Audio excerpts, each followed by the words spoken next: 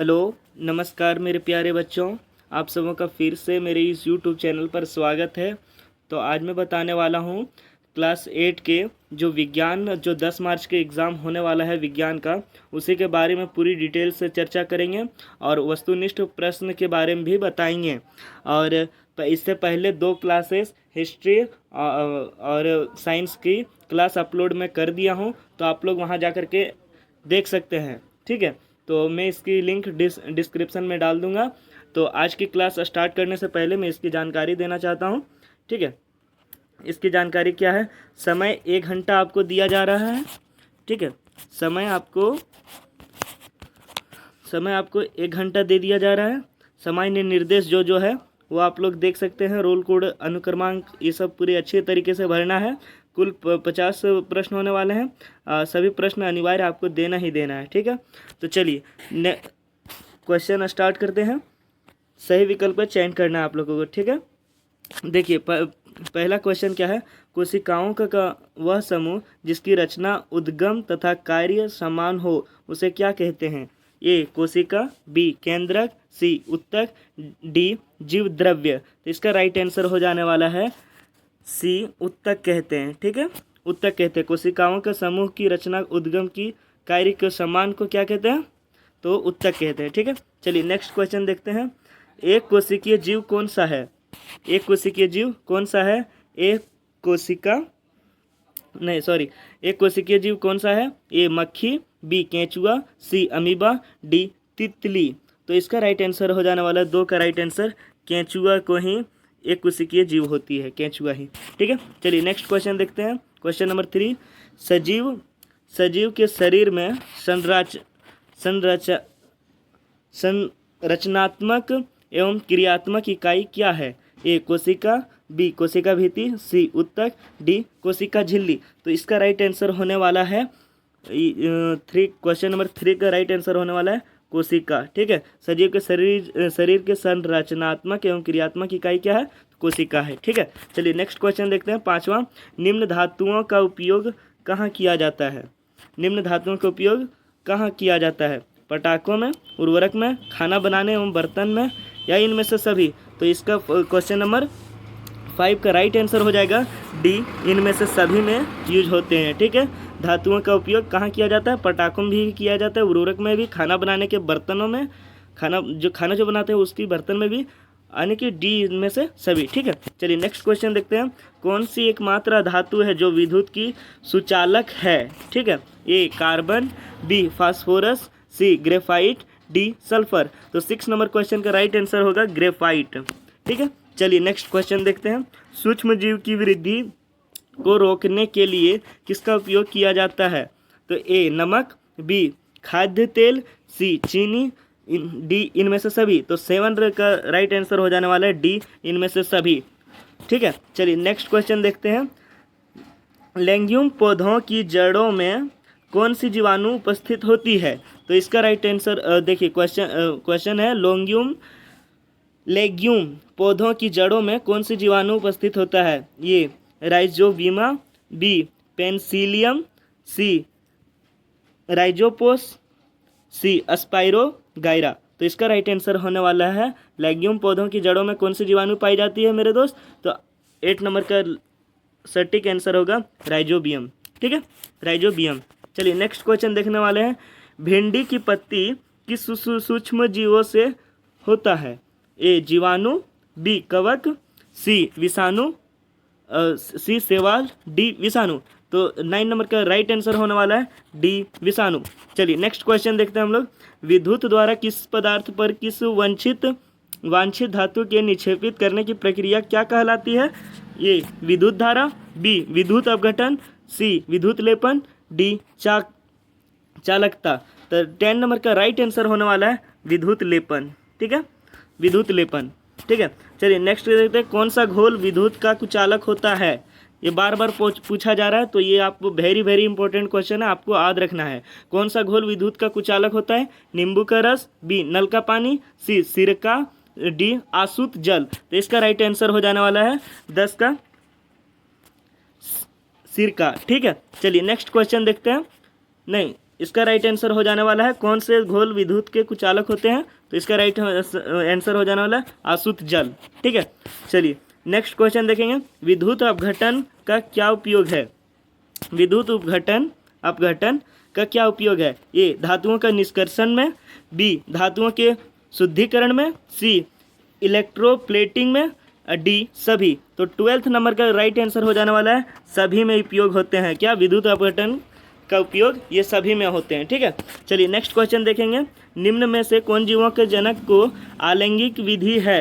ये निषेचन, B कायांतरण, B C मुकुलन, D गर्भधारण। तो इसका राइट आंसर हो जाने वाला है 13 का ये निषेचन के लिए। ठीक है, निषेचन के लिए।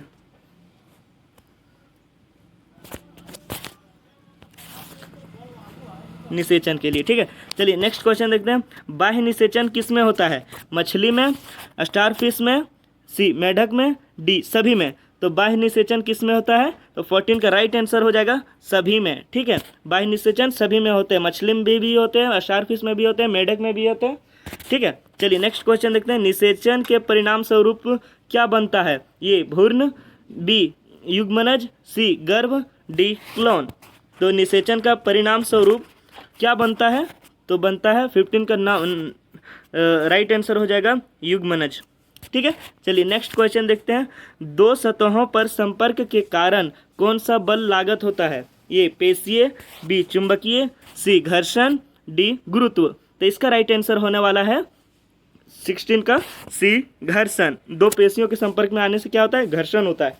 ठीक है, चलिए नेक्स्ट क्वेश्चन देखते हैं जो कि 18 नंबर क्वेश्चन होने वाला है मेरा। ठीक है, एकांक क्षेत्र पर कार्यरत बल को क्या कहते हैं? ठीक है, एकांत क्षेत्र पर कार्यरत बल को क्या कहते हैं? ये ऊर्जा, बी आयतन, सी दाब, डी द्रव्यमान। तो 17 का राइट आंसर हो जाएगा सी दाब। ठीक है, चलिए नेक्स्ट क्वेश्चन देखते हैं। निम्नलिखित बलों में कौन सा संपर्कित बल है? ये पेशीय बल, बी चुंबकीय बल, डी सी स्थिर विद्युत बल, डी गुरुत्व बल। तो इसका राइट आंसर हो जाने वाला है पेशीय बल। ये बार बार पूछा जा रहा है, मोस्ट इंपॉर्टेंट क्वेश्चन है, ये आप लोग को याद रखना है। फिर से मैं दोहरा देता हूँ, निम्नलिखित बलों में कौन सा संपर्कित बल है? तो पेशीय बल। ठीक है, चलिए नेक्स्ट क्वेश्चन देते हैं। सूर्य के नाभिकीय अभिक्रिया द्वारा क्या उत्पन्न करता है? ये ऊष्मा, बी प्रकाश, और सी में दोनों, डी इनमें से कोई नहीं। तो 19 का राइट आंसर हो जाएगा दोनों, प्रकाश भी उत्पन्न करता है और ऊष्मा भी। ठीक है, चलिए नेक्स्ट क्वेश्चन देखते हैं। कौन से जीवाश्म ईंधन नहीं है? ये कोयला, बी लकड़ी, सी प्राकृतिक गैस, डी पेट्रोल। तो इसका 20 का 20 का राइट आंसर हो जाने वाला है प्राकृतिक गैस। जीवाश्म ईंधन नहीं है प्राकृतिक गैस। ठीक है, चलिए नेक्स्ट क्वेश्चन देखते हैं। 21 किस पदार्थ के दहन के लिए क्या आवश्यक है? किसी पदार्थ के दहन के लिए क्या आवश्यक है? तो ए दहनशील पदार्थ, बी ज्वलन ताप, सी ऑक्सीजन, डी सभी। तो इसका राइट आंसर हो जाने वाला है 21 का डी सभी। ठीक है, चलिए नेक्स्ट क्वेश्चन देखते हैं। जीवन काल की वह अवधि जब शरीर में ऐसे परिवर्तन होते हैं जिनके परिणाम स्वरूप जनन परिक्तता आती है, उसे क्या कहते हैं? तो देखिए, बाल्यावस्था, युवावस्था, किशोरावस्था, डी वृद्धावस्था। तो इसका राइट आंसर हो जाने वाला है 22 का किशोरावस्था। ठीक है, किशोरावस्था क्या हो जाने वाला है? किशोरावस्था। जीवन की काल की वह अवधि जब शरीर में ऐसे परिवर्तन होते हैं जिनके परिणाम स्वरूप जनन परिक्तता आती है, उसे किशोरावस्था कहते हैं। ठीक है, चलिए नेक्स्ट क्वेश्चन देखेंगे। नेक्स्ट क्वेश्चन, क्रोध, चिंता एवं उत्तेजना की अवस्था में कौन से हार्मोन उत्तरदायी है? ये थायरोक्सिन, बी एड्रीनेलिन, सी टेस्टोस्टेरोन,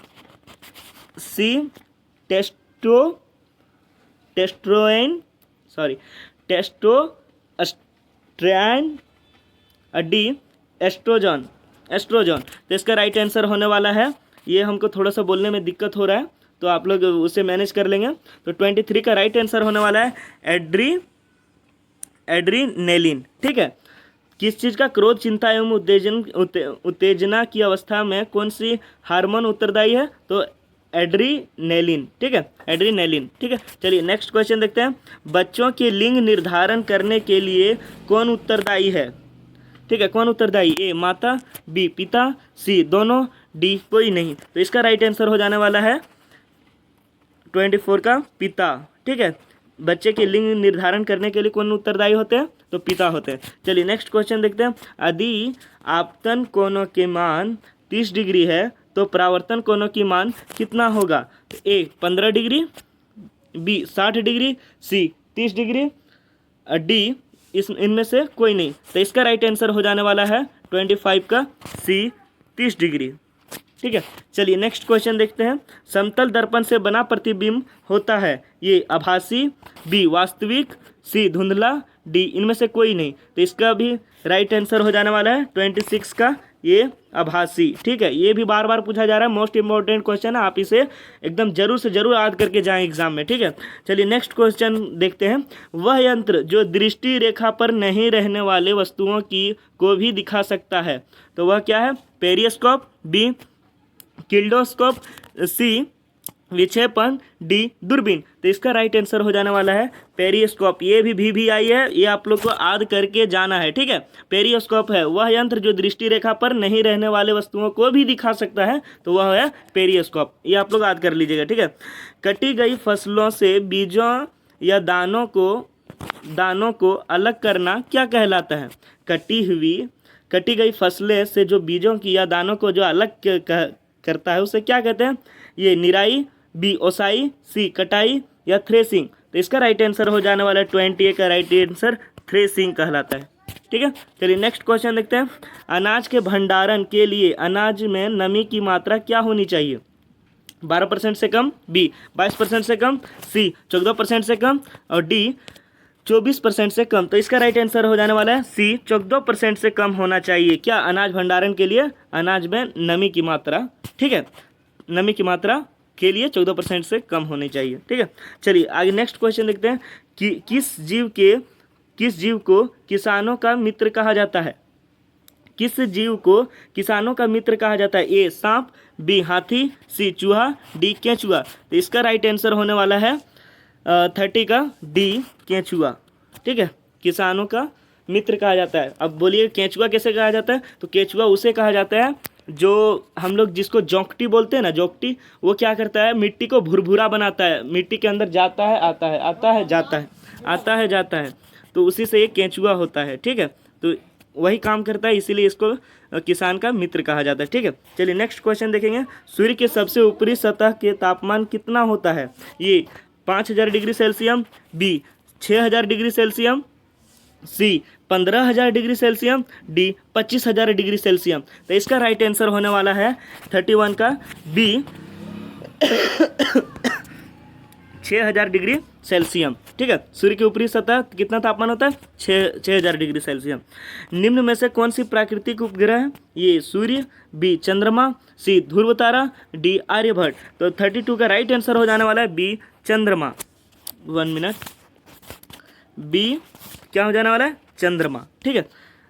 कौन सी प्राकृतिक उपग्रह? तो चंद्रमा, ठीक है। चलिए नेक्स्ट क्वेश्चन देखते हैं। किस ग्रह का द्रव्यमान सबसे अधिक है? ये भी बार बार पूछा जा रहा है, इसे आप नोट डाउन कर लें और बढ़िया से याद रखें। किस ग्रह का द्रव्यमान सबसे अधिक होता है? ये पृथ्वी, बी शुक्र, सी बृहस्पति, डी मंगल। तो इसका राइट आंसर हो जाने वाला है 33 का बृहस्पति का क्या द्रव्यमान सबसे अधिक है, ठीक है। चलिए नेक्स्ट क्वेश्चन देखते हैं। घर्षण हमेशा क्या होता है? हानिकारक है, बी लाभदायक है, सी आरोपित बल का दिशा में कार्य करती है, डी आरोपित बल का विरोध करती है, आरोपित बल का विरोध करती है। तो 34 का राइट आंसर हो जाएगा डी आरोपित बल का विरोध करती है, ठीक है। ये भी बार बार पूछा जा रहा है, इसे आप मोस्ट इंपॉर्टेंट क्वेश्चन है, ये सब आप जरूर से जरूर याद करके जाएं एग्जाम में, 100% भिड़ेगा, ठीक है। चलिए नेक्स्ट क्वेश्चन देखते हैं। घर्षण निर्भर करता है, क्या निर्भर करता है? पृष्ठ के प्रकृति पर, बी वस्तु के भार पर, सी दोनों पर, डी किसी पर नहीं। तो इसका 35 का राइट आंसर हो जाने वाला है दोनों पर, ठीक है। 1 मिनट, किस पर होता है? दोनों पर होता है, ठीक है। घर्षण निर्भर करता है दोनों पर। क्यों? कौन कौन दोनों पर? पृष्ठ की प्रकृति पर, बी वस्तु के भार पर भी, ठीक है। चलिए नेक्स्ट क्वेश्चन है। घर्षण बढ़ाने का तरीका निम्न में से कौन है? ए स्नेह द्वारा, स्नेहक द्वारा, बी बाल बेरिंग द्वारा, सी सतह रुखड़ा कर, डी कोई नहीं।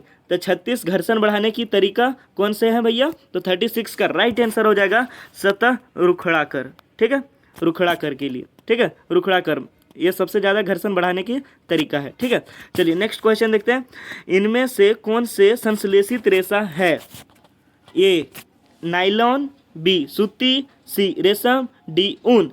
ये भी मोस्ट इंपॉर्टेंट क्वेश्चन है, आप इसे करके ही जाएं एग्जाम में। ठीक है, तो 37 का राइट आंसर हो जाएगा नाइलॉन। ठीक है, चलिए नेक्स्ट क्वेश्चन बढ़ते हैं। नेक्स्ट क्वेश्चन क्या है?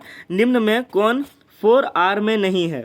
ठीक है, 4R में नहीं है तो देखेंगे। पहला ऑप्शन है reduce, B reuse, C recycle, D remove. तो इसका राइट आंसर हो जाने वाला है 38 का राइट आंसर हो जाएगा डी रिमूव। निम्न में से 4R में नहीं है, कौन नहीं है? रिमूव। ठीक है, चलिए नेक्स्ट क्वेश्चन देखते हैं। इनमें से कौन पिघल जाती है परंतु जलती नहीं है? ठीक है, तो नीचे दे दिया गया है, ये रेयान, बी पॉलिस्टर, सी नाइलॉन, डी जूट। तो 39 का राइट आंसर होने वाला है सी नाइलॉन। पिघल तो जाता है पर जलता नहीं है नाइलॉन। ठीक है, चलिए नेक्स्ट क्वेश्चन देखेंगे। आवृत्ति का मात्रक क्या है? ये आवृत्ति का मात्रक क्या है? ये हर्ट्ज, बी मीटर, सी सेकेंड, डी पास्कल। तो 40 का राइट आंसर हो जाने वाला है ये हर्ट्ज। ठीक है, हर्ट्ज। चलिए नेक्स्ट क्वेश्चन देखते हैं। एक कंपन में लगे समय को क्या कहते हैं? ए आवृत्ति, बी आवर्तकाल, सी आयाम, डी कोई नहीं। तो 41 का राइट आंसर हो जाने वाला है बी आवर्तकाल। 1 मिनट, आवर्तकाल। ठीक है, आवर्तकाल। चलिए नेक्स्ट क्वेश्चन देखेंगे। ध्वनि संचारित हो सकती है किसमें? केवल ठोस में, बी केवल द्रव में, सी केवल वायु या गैस में, डी ठोस द्रव गैस में। ठीक है, तो इसका राइट आंसर हो जाने वाला 42 का 4 नंबर राइट आंसर हो जाने वाला ठोस द्रव गैस में। ठीक है, चलिए नेक्स्ट क्वेश्चन देखते हैं। किसी अवशेषित वस्तु से आवेश को पृथ्वी पर स्थानांतरित करने की प्रक्रिया क्या कहते हैं? ये भूसंपर्कन, बी तंडित, सी प्रतिकर्षण, डी कोई नहीं। तो 43 का राइट आंसर हो जाने वाला है भूसंपर्कन। ठीक है, चलिए नेक्स्ट क्वेश्चन देखते हैं। भूकंप की शक्ति को परिमाण को कैसे मापा जाता है? ये सिस्मोग्राफ से, बी वोल्टमीटर पर, सी आमीटर पर, डी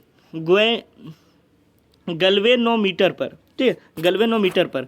तो इसका राइट आंसर हो जाने वाला 44 का राइट आंसर सिस्मोग्राफ द्वारा भूकंप को मापा जाता है। ठीक है, 1 मिनट में फिर से दिखा देता हूँ। सिस्मोग्राफ द्वारा भूकंप को क्या किया जाता है? मापा जाता है। ठीक है, चलिए नेक्स्ट क्वेश्चन देखेंगे। आवेश कितने प्रकार के होते हैं? ये 1, बी 2, सी 3, डी 4। तो 45 का राइट आंसर हो जाने वाला है बी आवेश 2 प्रकार के होते हैं। ठीक है, चलिए नेक्स्ट क्वेश्चन देखेंगे। नेक्स्ट क्वेश्चन क्या है? वायुमंडलीय में निलंबित सूक्ष्म ठोस एवं या तरल कण के बादल को क्या कहते हैं? ये धुआं, बी एरोसोला, सी वाष्प, डी क्लोरोफ्लोरोकार्बन। इसका राइट आंसर हो जाने वाला है वायुमंडल को निलंबित सूक्ष्म ठोस या तरल कण को क्या कहते हैं भैया? तो 46 का राइट आंसर हो जाने वाला है बी एरोसोल। ठीक है, चलिए नेक्स्ट क्वेश्चन देखते हैं। वायुमंडल में ऑक्सीजन गैस कितना प्रतिशत है?